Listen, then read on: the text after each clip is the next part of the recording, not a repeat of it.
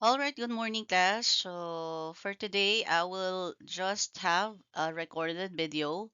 So technically, I will be sharing this recorded video, and you can free through on your preferred time when and where you will be able to watch this recorded video. Again, I may suggest that you can do it as well as a group, so you may be able to brainstorm during the discussion. What are your plans? What are your do's and don'ts on your upcoming particular tour package proposal, final output, or final exam? So um, I will also pre-share or pre-discuss those information that you need to prepare for this upcoming tour proposal. So again, thank you for um, taking time in advance to watch and at the same time hear our video, and at the same time our last lesson for the midterm. All right, so to continue, basically, let's go with the definition of itinerary. So, itinerary is a scheduled events relating to the following, particularly your planned travel. Generally, this may include destinations. So, when we say destinations, possible it could be as well itinerary for destination or destinations. Okay, I stand corrected to my first class 1202 yesterday. It could be possible destinations if it's more than one destination. Say, for example, it's going to be Lawag, Pagudpud, Bigan, Tour. So, destinations yon kasi multiple destinations. Pero it can be also one only. Say, for example, the one that you are going to make with your tour proposal, which is Kalatagan Day Tour. So, that could be one destination. At the same time, within the destination, on your IT, you will be including as well the attractions to be visited within the destination, and there must be a specified times. It means you may also consider as well that the time of travel, the transportation, the hotel, the restaurants that you will be including on your itinerary. Okay, so those are the information that should be included on a specific itinerary. At the same time, according to Rode, Bewal, and John, 2009, it is also linking of the journey points of the traveler's journey. Example, from the origin point, stopping points, and then of course back to the origin point. So it's like ETD, extended type of departure from BSU Arzop, and then going to different attractions. For example, National Museum, Aguinaldo Shrine, where else? Intramuros, Luneta Park. Okay, so that could be Manila tour, and then after those sightseeing tour, ETE or extended time of arrival, again back to BSU. So that's what these three authors are mentioning. In addition, itinerary is the sequence of destination and activities of a tour package, which is arranged. Remember, it should be in chronological order. When you say chronological order, it depends on the locations or destination or attractions position. For example, Ilocos Sur, Ilocos Norte, alin ang unahin nyo? Tawag dito, Sur or Norte? Definitely Norte kasi mas malayo siya. So, after filling in all those attractions within Norte, then finally on the third day, you may have the last day for Ilocos Sur, particularly the last one is Vegan. So, from Vegan, yun na yung point of location nyo going back to Cavite or in Batangas. Okay? And then we also have different types of itinerary. So if you try to look at the picture, we call it skeletal. Skeletal itinerary planning is just basically a summary. So pag nakikita nyo dito, even the name of the location, tingnan nyo yung airport code as in literal na MNL. Manila lang siya at saka PPS Puerto Princesa. Okay? So, as well as the date, okay? Walang date what we have is only day. Okay, so what we have here is day 1, day 2, and day 3. And then finally, flight back from Puerto Princesa to Manila. So that's why skeletal planning is just a proposed preliminary schedule of activity. Again, proposed preliminary schedule of activity. Preliminary, ibig sabihin, basic information. Kasi some guests would like to know, we would just want to have a basic information of our 3 days tour in Puerto Princesa. So what will be the entire or probably the sequence. Okay, gusto lang nilang malaman yung sequence. So, ito yung magiging sequence. So, day 1, departure from Manila to PPS.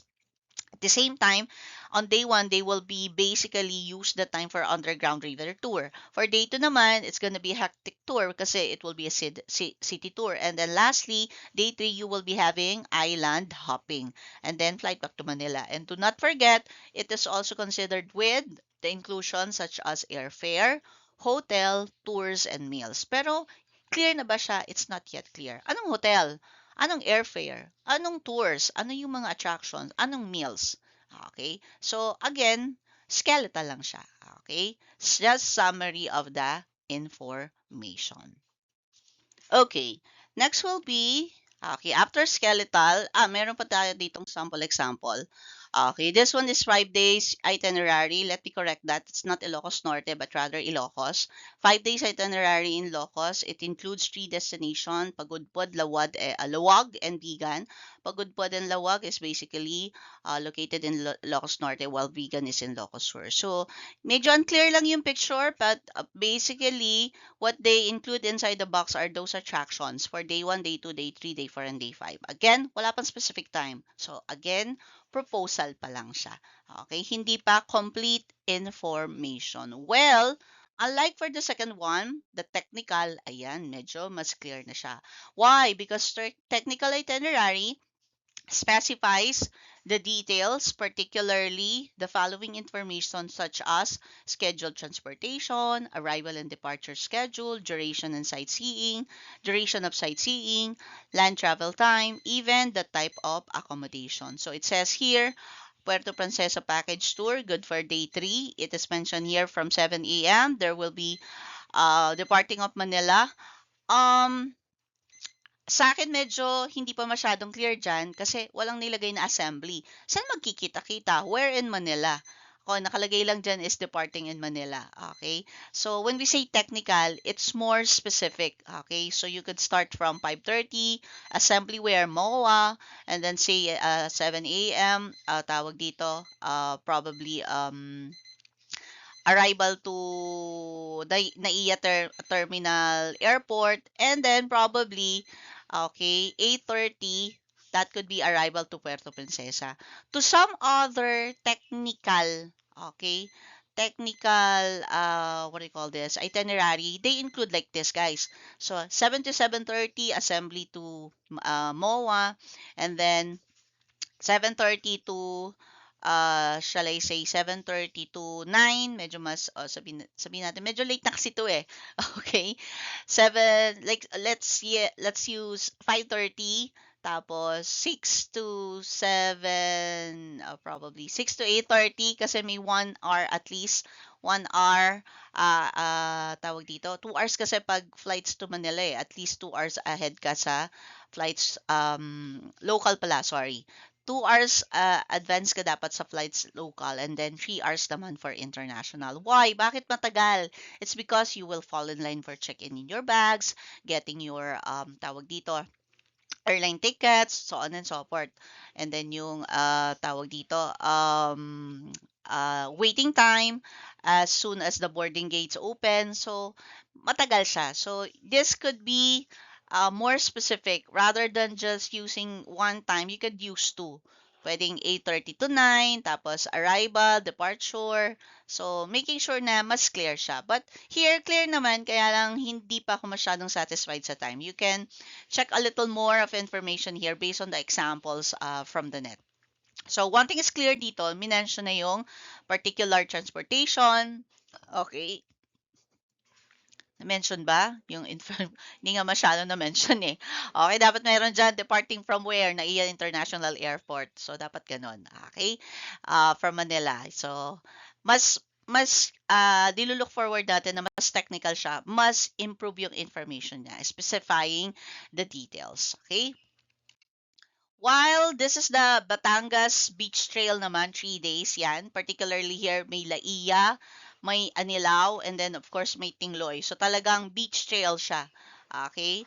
Ito naman specify din, pero you may use this time, pero like I said, it's better that you would have much specific time. So ETD, extended time of departure, and pwedeng lagyan nyo ulit ng assembly yan, saan mag-a-assembly. Okay, saan sa Manila, hindi clear, 'di ba? Tapos yan, ETA na. So, basically, between 5 to 30, 5 to 8:30, so may 2 hours and 30 minutes siya. So, that's okay. Malaki naman siya. Pero like I said, if you want to use na 5 to 5:30, that's ETD, and assembly at the same time from Manila. Saan sa Manila, pwede ring i-mention. But these are the basic information for the technical itinerary. So, mas clear naman, but I may suggest you may use two particular times. May in-between siya. So, 11 to 1, o kaya naman 8:30 to 10, or something like that. Okay? This one naman po, the last one is descriptive. So here, it contains description of each destination, capacity, and this descriptive itinerary is actually the one being used when proposing, when marketing, and selling your tour package. Okay, hindi masyadong clear dito. Okay, pero this particular examples on the second one, yan, hindi lang masyadong kita yung information. Pero here makikita nyo guys, it is mentioned 3 days and 2 nights, and then Bicol tour package. And then yung iba, as far as tawag dito, what do you call this? Title itself, nilalagyan talaga nila ng title. So, meron pang tagline, pero dito nilagay lang nila, Boracay Island tour package with helmet diving. So, in-include nila yung very particular na special water outdoor activity that they may include to their 7,100. So it says there, and you could see there as well the attractions included. Tapos, hindi lang natin masyadong makita, pero day 1 pa rin yung minention. May price na siya. And then, may particular na information, lowest rate. So, merong marketing and selling, tawag dito, information. And then, may price. And then, yung mga activities as well is listed. Pero dito, walang minention. Kung titingnan nyo siya, wala rin minention na time. Talagang description lang siya. Specific description, specific description of the activities that you may be experiencing on the following destination. So, hindi katulad ng technical, reality talagang nandun yung mga oras. Dito kasi listing of information lang. Pero what makes it different to the other two?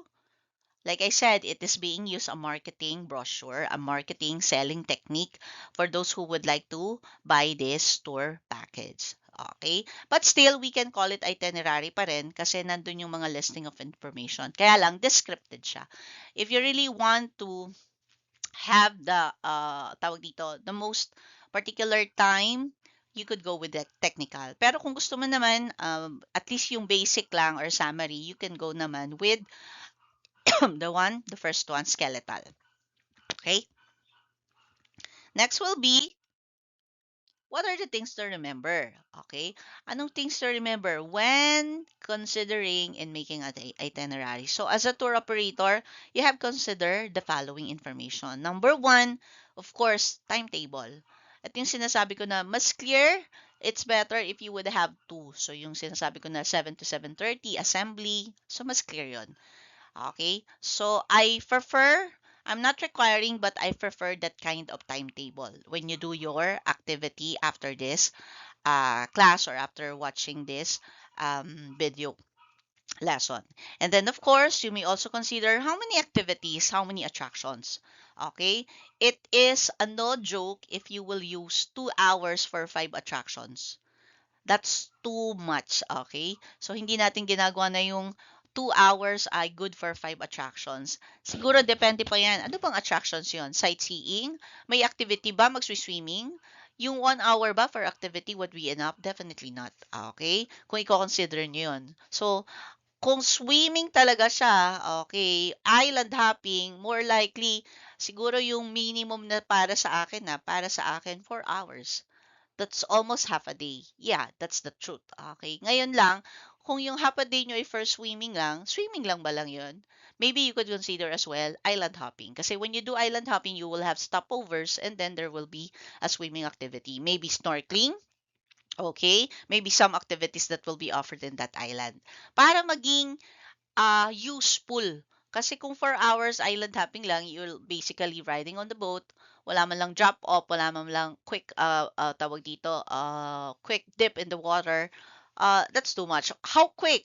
15 minutes, that's too quick. Okay, 30 minutes or maybe an hour. So again, it's how you make the number of activities and attractions attractive to your target market.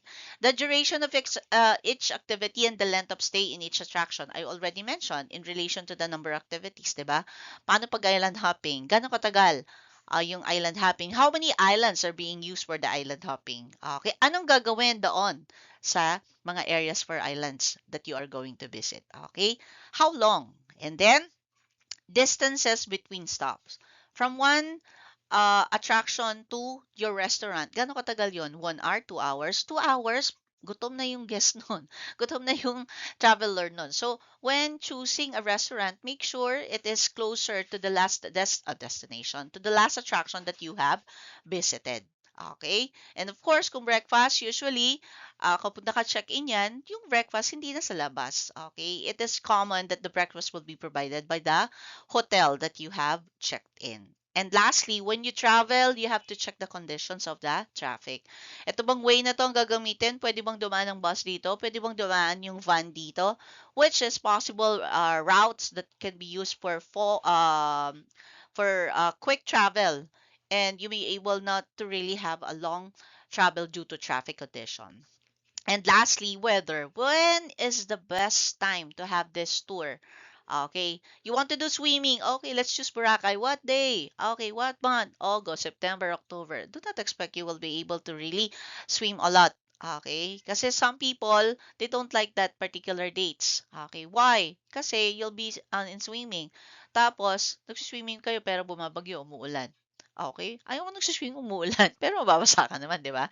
So you think those things, we need to consider those things. Well, that's cliche to say, bakit mababasa ka naman talaga pag nagsiswimming? Pero take note of that, nagsiswimming ka tapos umuulan. Okay? Nasa Boracay ka naman. Okay? Kaya nga maraming ino-offer guys na tour package na mura kapag mga rainy seasons. Yun nga lang, nandun ka, medyo maulan siya. Worst, maabutan ka pa ng bagyo. Okay? So, again, it's the preference of the guest. Okay, you'll never know. Baka gusto lang talaga nila sa Bora, hindi naman talaga mag-swimming. They just want to relax on that day. Kahit umuulan pa siya, it's okay with them. Nandun lang sila sa hotel. Basta hindi babahain or babagyuhin. Okay? These are the things that we need to consider, okay, when doing a itinerary. So you may consider it as well while doing your IT later. Okay? Now moving on, let's have the planning the tour itinerary. So, eto na. Ano pa yung mga considerations nyo? Actually, in advance, okay, a tour package proposal, considering number one, of course, your itinerary, pero prior, hindi pala siya number one. When you do a tour package, first thing that you need to consider is who is your target market.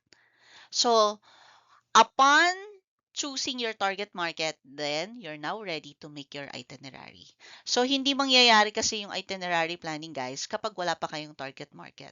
Where here, I may consider, or you may consider as well na kapag nagawa kayo ng IT for your destination assignment for tour package, this coming final output, you may also consider now, sino ba yung target market nyo sa Calatagan, sa Balayan, sa Lemery, Calaca, sa Anilao, sa San Juan? Okay? Sino ba yung mga consideration nyo dyan? Okay? So, who's your target market ba talaga? because that would be your basis of the attractions that you will be included, including pa pala yung activities. So technically, it's Batangas, so it's a beach destination. So more likely lahat kayo, meron kayong beach activity or beach attraction. Walang problema doon. Ang pinaka magiging idea lang natin is how would you able to make one that would fit into your target market. So, kanino siya ipropose? Okay, magkakaiba-iba kayo ng mga IT ninyo based on the target market. Okay? May maiiba ng konti dyan. Depende sa target market nyo. Ano ba yung magsusut na target market sa inyong assigned destination? So, number one, what will you do? Establish the places a client wishes to visit. What are those attractions inside the destination assigned to you which you think your target market would like? Okay. Mga dito. Couples, barkada, senior citizen, family, mga special group. Are there photographers, swimmers, um, historical enthusiast, tawag dito, so on and so forth. Okay? Again, it depends on your um, it's not depends on your likes, ha. It depends on the destination offerings. Kasi doon yung madedetect ano bang mga gusto nila if ever dito. And if these are the attractions, you may able to know as well, okay, this could be our possible target market who would like and who would love to visit this destination. Okay, now that you knew the places, establish the order. Okay, let's take the order. Ano ba magiging order ng ating attractions? Ano ba mauna? Magbe-beach muna o sa hapon na sila? Okay, in between ba? Sa tanghali? So on and so forth. Okay, next, if unsure, yung mga tour operator, when they include a tour package outside their home, tawag dito, place, okay, nagkakaroon muna sila ng ocular visit. Okay, ino-ocular nila. When we say ocular, they may visit free in advance rather, before doing or going with the rest of the group tours or rest of the clients. So, ino-ocular muna nila, especially yung mga binigay na attractions from a local operator from the destination. Okay, kung hindi naman, wala naman kayong local or host operator, kayo mismo ang pupunta doon. Okay, kahit may host or wala, you can go as long as may budget kayo. Okay? Lalo na kung unfamiliar kayo doon sa destination na yon. In relation to number three, you have to link the destination accordingly in order to avoid backtracking. Ayaw natin nung pabalik-balik. Isang bagsakan lang. Okay, sabi ko nga kanina, if it's a Ilocos tour, you go first directly from Ilocos Norte. Sa dulo muna, bago kayo pumunta sa sur or sa southern area. So that's the idea. Okay? Para hindi babalik lang south, north, ang lalayo ng mga lugar doon. Ang lalayo ng traveling. So it would take hours, more than 30 minutes from one attraction to another. Or if you'll make it sur and norte together, that will marami kayong masasayang na oras. And the guests would not like that. Kasi they've been, tawag dito, sitting longer, particularly on buses or land transportation. Okay? And then number 5, ascertain that a convenient transportation, whether air, sea, road, rail, and connections exist when possible. Choose the quickest and the most direct route from the client. One particular example that I may have with you is yung what do you call this? Particularly um those who would like to go directly to El Nido. Okay, for those who would like to have tour in El Nido, Palawan, okay, there is a direct flight from Manila to El Nido. There is this experience that we had, guys. Okay, we have this tour called Puerto Princesa El Nido Tour, wherein we will go first to Puerto Princesa. Ito, guys, ang nangyari ha, inuna namin yung Puerto Princesa, hindi El Nido. Puerto Princesa muna, kasi we only have more likely parang particularly 1.5 days lang. Then yung second day, kalahati na lang yun ng Puerto Princesa. And then from Puerto Princesa on second day, we moved to El Nido. How did we move? Um, from Puerto Princesa to El Nido, wala pong direct flight from Puerto Princesa to El Nido. So what we did, land transfer. So from Puerto Princesa to El Nido, guys, half a day siya. So umalis kami ng tanghali, dumating na kami sa El Nido ng gabi. To some, burdensome yun. Ang tagal ng biyahe. Ang tagal ng kaupo. But with me, it's okay. Okay? Kasi it's perfect for me to have Puerto Princesa and El Nido together in one tour package. Okay? Medyo mahaba yung biyahe, pero for me, it's not that really long kasi half a day lang naman siya. Pero to some, burdensome yun. Kasi nga, parang ang tagal nilang nakaupo. May stopovers naman, pero natatagalan pa rin sila. Tapos, I'll be honest with you, during those time, hindi ganun kaganda yung daan. May mga times na rough road siya, and then there are times na meron din naman na okay yung kanyang daan. So, why we are saying this? Because we have to consider, gusto ba nila mas mabilis? Okay. Gusto ba nila, uh, tawag dito, quick siya? So, kung quick siya, we will be using another transfer. Yun nga lang, mas, tawag dito, mas mahal siya. Okay? Say for example, yung Bohol Cebu tour. For you to move from Cebu to Bohol, pwede namang by plane. Pero to some, para makamura ng konti, okay, they will use supercraft. Okay? O yung mga fast craft na mga boats. Okay? So, that could be another way. So, again, it depends on the preference of the guest. So, pag sinabi nating preference, baka they prefer na mas mabilis. Yung iba naman, they prefer na mas mura. So, it depends on what they like. Okay? Kung convenience ang nilalagay nila, syempre, mas gusto nila yung quick. Pero convenience on the payment, syempre, yung mas mura. Okay? So, that's what we need to consider. And at the same time,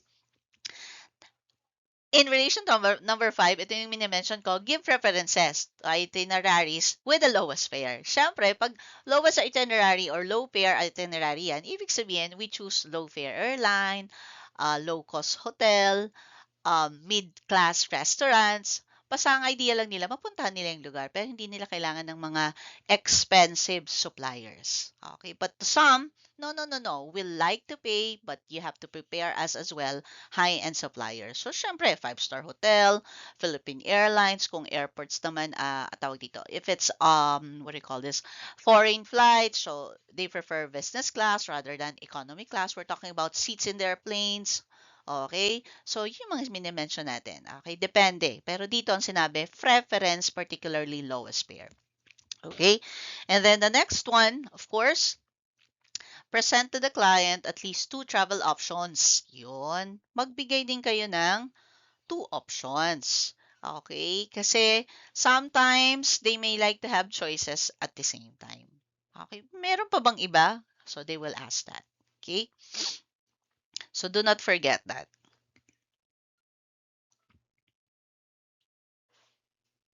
Okay?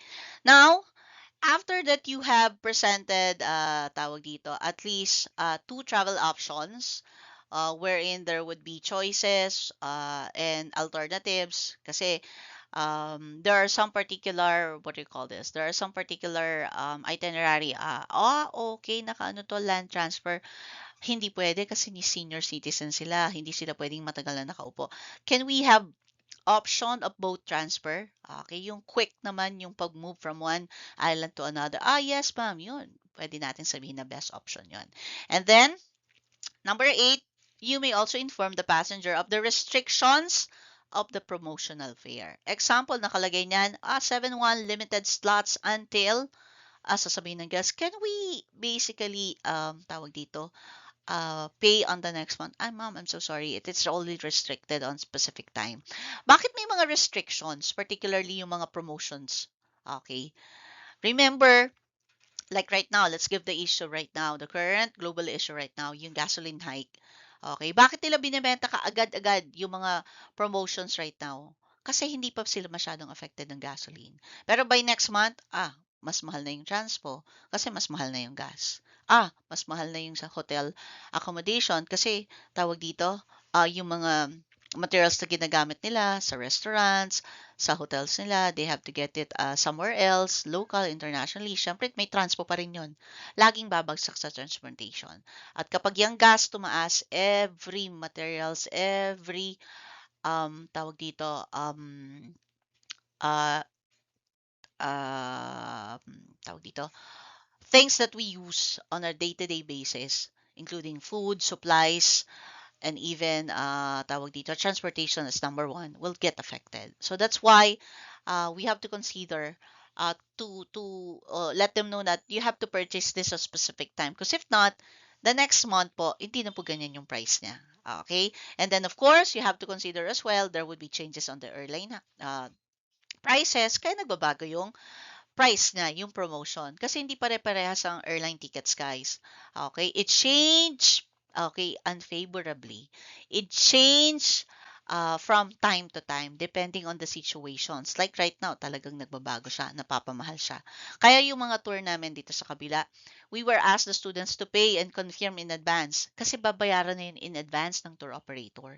Yes, they will pay it in advance. Bulk order sila, babayaran nila yun. They will pay millions and they will wait until the students will pay on time before the date of their tour.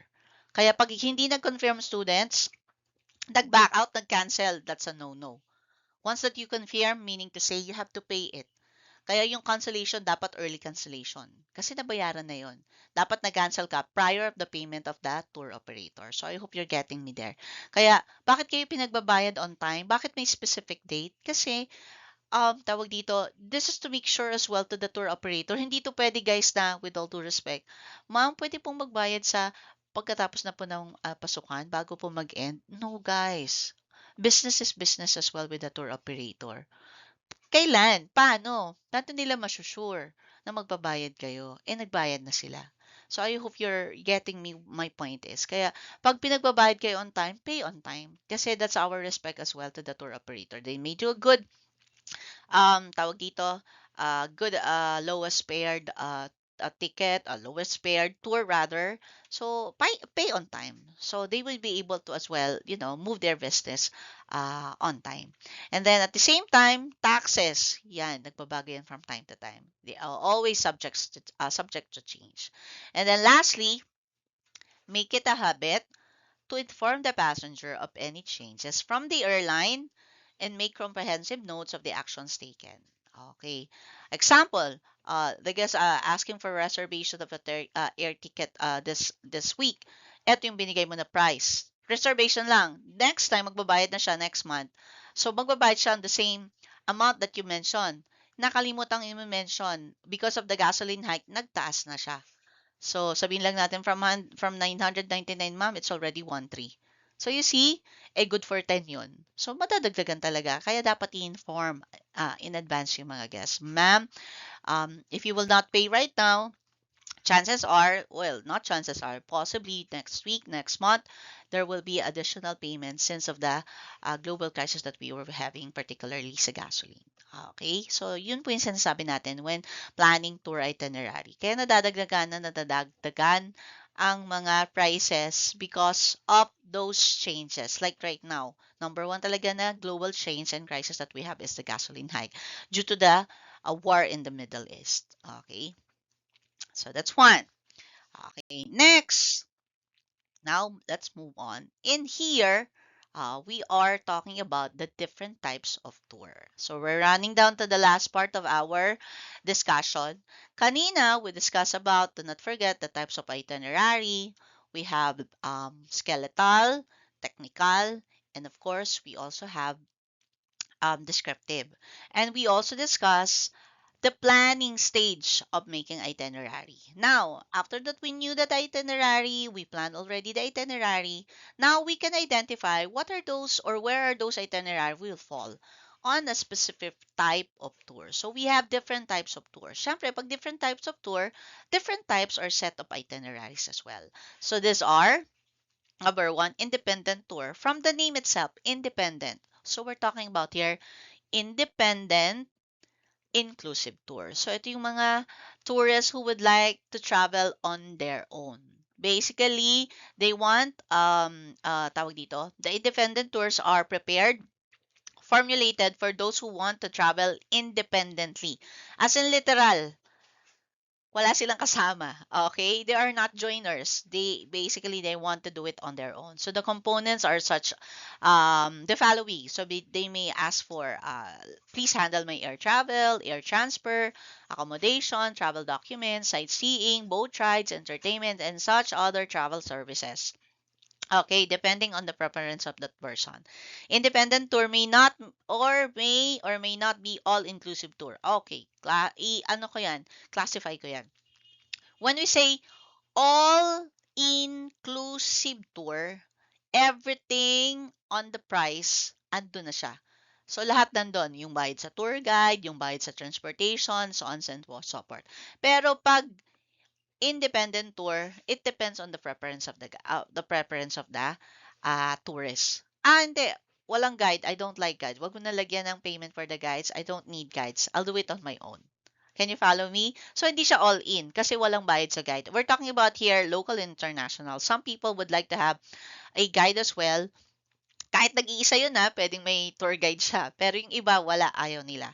Kasi nga, yun yung preference nila. Ang idea lang natin dito guys, pag independent tour, kung ano yung gusto nila. So, pwede rin namang all-in yan, pero mag-isa lang siya. Wala siyang kasama. Ang kasama niya lang yung mismong guide during the tour, whether local or international. During the tour lang Pero pag time na ng uwian niya sa hotel, wala na siya kasamang guide. So, pag time lang ng tour, ng mga attractions to visit, particularly abroad, magpapakita at magmi-meet lang sila ni guide niya. Okay, I hope you're following me there. Therefore, tour price may vary depending on the tawag dito, the supplies. Ito yung mga supplies na mini-mention natin, yung transportation, transfer, accommodation, or whatever it is included to the tour or the preference of his or her request from the travel agency or tour operator. So, kung ano yung laman ng kanyang ni-request. Okay? Usually, pag independent tour, ano yan mga backpackers yan pag mga independent tour. So, basta may transpo sila, may hotel sila, tapos restaurant, pero yung attractions, bahala sila. Yung iba naman, the other way around. I need a tour guide for the attractions if it's foreign, but I can manage with my hotel. I can manage with my food. Akong bahala sa food. Ako nang bahala where I'm going to eat. Pero I just need a guide. Okay. So, paano yun, ma'am? Pag kumakain siya, tapos wala yung guide. Hindi sila mag-meet. So, muna sila, magkahiwalay muna sila, and then mag-meet back ulit sila to the attraction or where the attraction is located. For him or her to be accommodated, lalo na kung non-English country siya. Okay, I hope you're following me there. And then the next one, escorted tour. Here, the travel agency includes the services of a well-educated tour manager, sometimes they call it tour coordinator in the package, wherein they will be escorting the group, okay? Usually, itong mga escorted, mga groups yan. Group of 20, 30, tapos local or international yan. And then, basically, what they do, they escorted them, the guests, the travelers, okay, when planning a particularly foreign country nga to. The escort responsibility and duty is to provide comprehensive information and assistance to the group or individual travel from the origin, from the Philippines, probably, to the routes going to another country, example, Hong Kong, and upon reaching the destination place. So, kasama siya lagi. So, technically, itong si tour operator may be somehow acting tour coordinator and guide at the same time. Pero hindi siya preferably na talagang nag-guide lang. Okay? Parang, kumbaga sa streets lang, parang siya yung pinaka-leader or yaya nila. Kasi, assist lang naman talaga sila. Pero not necessarily na tour guiding activity yon. Escorting lang. Kasi kailangan lang nila talaga na makasure na um, um, they would have one who will assist them. Okay, kaya nga escort siya. Okay, but not necessarily he'll do the job of the tour guide. Unlike si hosted tour means the agency utilizes the services of another agency. Yan. Ito yung sinasabi natin. May tour coordinator coming here in the Philippines. Yun yung escort nyo. Pero pagdating doon sa destination, there will be another person who will hosting you. And that's another agency. Okay. Example. when we did the Taiwan tour, so we have our local tour here, local tour operator here from the Philippines. So they escorted us. Kasama namin siya for the entire tour. But during the time of our visit, our day tour, in the entire 3 days in Taiwan, we have our local guides. So yun sinasabi natin, hosted tour. May local tour coordinator from the Philippines, and we also have tour coordinator or guides was provided by our tour operator from Taiwan. I hope you get me loud and clear there. So when the group arrives to another destination or another country, a different travel agency greets them at each tourist spot. Okay, they are the local tourist guide. Okay, so that's the hosted tour. Which it says here with a maximum amount of pre-arranged and personalized services. Yes, kasi nga um, as in literal na local sila, there are multilingual tour guides. So, mas mapifeel mo talaga, we're in really Taiwan. Kasi they were, tawag dito, not just escorted by the local tour operator, but also hosted by the local tourists from the said country or foreign country. So, that's the hosted tour. Okay? Remember, sa escorted, ang kasama natin isa lang from the local, tawag dito, local tour operator. Pero kung hindi naman yan sa foreign country, can we have escorted tour as well to what do you call this? Within the Philippines, domestic tour? Of course, pwede lalo kasi tawag dito Pinoy yon. Okay? Although kung pupunta man sa Cebu, syempre, mas maganda marunong din siya mag-Cebuano. But then again, ang sure lang natin dito, kasama natin siya from the start to the end. Pero itong sina-hosted tour, yung local tour guide from that country, hindi na natin siya kasama. Hindi natin sila pwedeng iuwi sa Philippines because they do live in Taiwan. Okay? Or from where country they are working with. And then number 4 from the name itself, guys, incentive travel or tour. This are tour that is given as a reward for employees. Okay, ulitin ko. These are reward for the employees. So, who are those employees being rewarded? These are employees who work for a mid-class to tawag dito sabi dyan, mid to large scale type um, businesses or corporations. Well, walang masyado ganyan sa mga tawag dito, workplaces. Say, for example, with all due respect, halimbawa sa mga supermarket, sa mga fast food chains, walang ganun. Walang mga ganung reward. Pero if you're working for a big company, sabihin natin mga smart communication, mga how would I say this? Um, mga local-based but international corporations? Is it being given for the hotels in the Philippines? Sometimes hindi siya tour, pero ang mga nasa hotels, guys, ang mga binibigay pre-accommodations, I believe sa mga airlines, yung mga nasa airline companies naman, free airfare or free travel. Okay na rin yun, 'di ba? Pero some countries, as in literal, free family visit in Boracay, 3 days and 2 nights. Yun ang tinatawag na incentive tour. As in, full package, all in, lahat nandun na. Transportation, accommodation, and attractions at the same time. So, yun yung sinasabi nating incentive tour. Okay? So, bakit ba nabibigyan ng incentive tour? Siyempre, reward, oh guys. Pag mga tawag dito, you have a good employees record, working record, so binibigyan kayo ng incentive tour. So, hanap kayo ng mga work na nagbibigay ng incentive tour. Well, I doubt here or there would be many in the Philippines. And then lastly, freedom tour. Freedom tour are becoming very popular among the working class, yung mga independent, tawag dito, independent mga workers right now. These are tours designed to, as per the choice of the tourist. The tourist is free to choose and plan what they want to travel and enjoy their holidays. This type of tours are not meant for that kind of people who are meant for that kind of people who like to decide how, when, and where to travel. Basically, itong freedom tour, guys, ito yung backpackers. Okay? Hindi nila kailangan ng travel agency. They don't need the help of tour operator. They basically go with their random plans. So bahala sila. I'll do my accommodation, I'll do my reservation for different attractions, food and whatsoever. Kaya sa freedom tour. Okay? There is no such help from anyone, whether it's a local or foreign tour. Okay? Bahala sila. Okay? They will buy their own tickets, they will reserve their own hotels, buy tickets for their entrance fees for the attractions and activities that they would like to visit, both local and abroad. So, yan po yung different types of tours. So, we have 5. All right. So, we're down to the last. Okay. Last slide for today. And the last slide is all about types of sightseeing tours. The type of sightseeing tours are the following.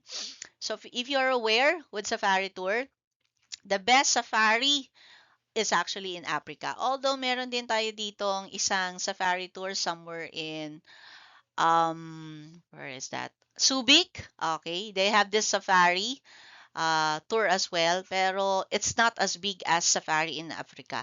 Yung safari tour in Africa is an open, okay, wildlife reserve area for many of the endangered animals. Literally, pwede kayong mag-travel doon. Well, ginagawa din naman yun doon sa Subic. Okay, I just forgot kung anong pangalan nun. Subic Safari, yon. Subic Safari, kasi nga sa Subic siya. So, Subic Safari naman yon. Pero, if you really want a more, yung natural, very inclusive with animals, so yung pinaka-big ever known safari destination is Africa. Kasi meron sila dong big wildlife sanctuary for those endangered animals. So, hindi sila yung mga animals na talaga napupuntahan at sine-check ng mga what do you call this, mga zookeepers.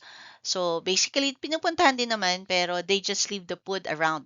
Hindi katulad ng mga zookeepers sa Subic Safari, some are actually in cage. Ito hindi naka-cage. Asa wildlife talaga sila. So that's why when they are visited, they are open often rather tawag dito ride on a very safe rides, yung closed type doors ng mga 4x4 rides, sometimes buses, then they would have this open areas lang, pero may areas lang kung saan pwedeng mag feed ng pagkain, particularly sa lions and other tawag dito animals who doesn't really have direct contact with people or human. So kailangan safe din. And to some, bakit nagsasafari tour? Number one reason is for photography. So photography of wildlife, okay, animals, particularly yung mga bird sanctuary din. To some areas, okay, doon sa Africa, may area din naman na pwede kayong lumabas and safe area para you can do some photography. Yung iba naman, gumagamit ng telescope, kung ganyan. And then, safe area yon para hindi naman kayo mapuntahan ng mga animals. And then lastly, of course, sightseeing. Okay, there are so many things people would like to visit with wildlife kasi other than animals, maganda rin yung area for bird watching, photography, and that's the idea of safari. Okay. And then for eco tour, of course, from the name eco, these are tour that involves visiting scenic and remote natural areas. Ecotourism, this could be one known in the Philippines, yung ecotourism site in Bohol. We have this Chocolate Hills, yan, ecotourism yan. So, mini-mention dun sa ecotourism is yung pag-keep, okay, pag-rehabilitate ng mga areas na to na hindi pwedeng galawin kasi nga natural sila. But, I believe years back or recently, there have been issue about this business of resort who actually built at the foot of the mountains or Chocolate Hills rather. So that's what happened. At nagkaroon to ng malaking issue. Kasi malaking area guys yung Chocolate Hills in Bohol. So hindi lang siya kumbaga Hindi lang siya sa isang municipality. Halimbawa, kung sa nasa Batangas siya, hindi lang siya nasa Nasugbu. Meron din sa Nasugbu, meron din sa Lian. Umaabot siya probably hanggang Tuwi. Ganun yung kalaki, yung mountainous area ng Chocolate Hills. At may isang area, hindi naman dun sa very specific area na known for photography na pinupuntahan ng mga guests.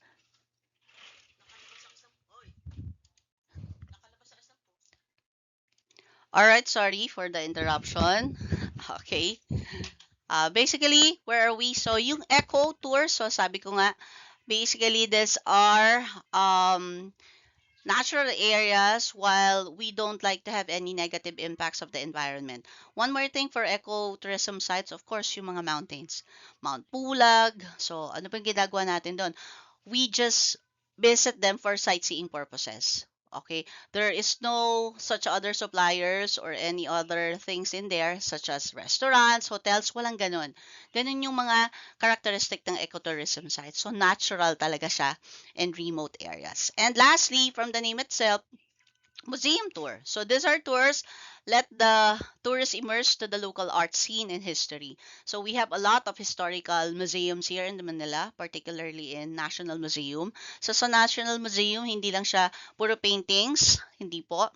So there are other historical information such as tawag dito, yung mga materials from the history, tawag dito, example, yung mga certain materials related to our presidents, such as yung katulad nga nung tawag dito, Malacanang of the North. So, naging museum na rin siya, yung dating bahay ng former dictator president. And then, the other one in Aguinaldo Shrine. Hindi lang po siya shrine, but at the same time, museum din siya. So, pag check niyo yung loob ng Aguinaldo Shrine, there's also a part of the area of the house that is being used as museum part kasi makikita niyo yung mga related pieces from the history of the former president as well, General Emilio Aguinaldo. So these are the things that we considered sightseeing tours. And of course, as far as activities is concerned, these are all passive activities kasi nga sightseeing lang siya.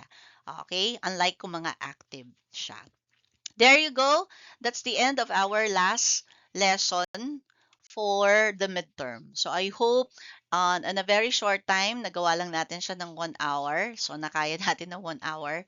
But basically, this will be included as well on your midterm examination. So in addition, announcement, like I said yesterday, our Chapter 2 quiz will take over this coming Thursday next week, and that will be March 19. We will be discussing, not discussing, okay, we'll be having the quiz, 20-item quiz. The 10 items will be focused on the world time computation. So I hope ma-review nyo yung tawag dito, yung aking lectures that I will be posting as well today along with this lecture on your G class. And then another 10 points for the airport codes. So please memorize. Hindi ko na yun din-discuss. Just basically memorize the airport codes both for local and international. Kasama na po yung international. I will be getting 10 items as well from there. Okay? Ito pong itinerary planning, wala po sa lecture, wala po sa exam, sa quiz next week, pero sa exam kasama na po siya.